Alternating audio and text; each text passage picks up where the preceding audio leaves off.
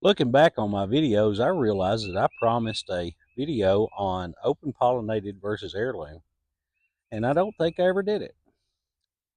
So that's what today is. Let's talk about seeds, open pollinated versus heirloom. Now, every heirloom is open pollinated, but not every open pollinated isn't considered an heirloom.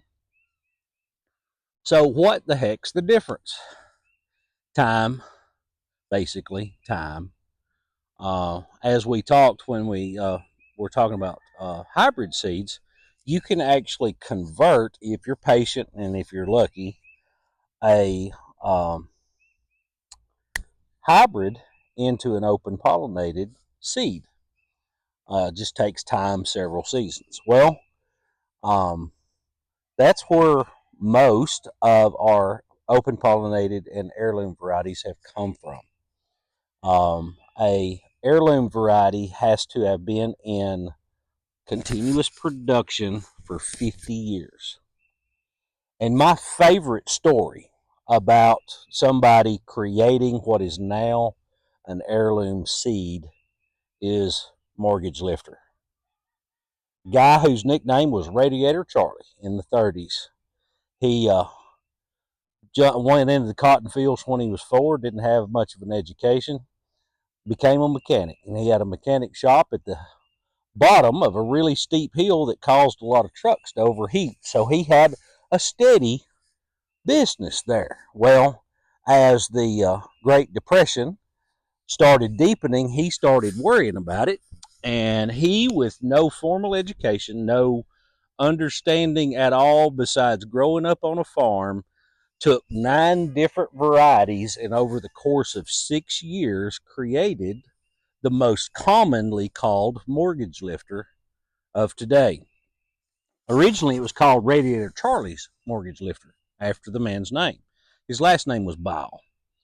And he sold after the 6 years, and he knew he had an established plant variety that would reproduce true to type. He sold in the 40s these tomato plants for $1 a piece. Now, that was really expensive for a tomato plant in the 40s. Really expensive. But people would come from states all around to be able to buy Radiator Charlie's tomato plant. And he was able to pay off his $6,000 mortgage selling tomato plants in 2 years. That's a lot of tomato plants. But he did it.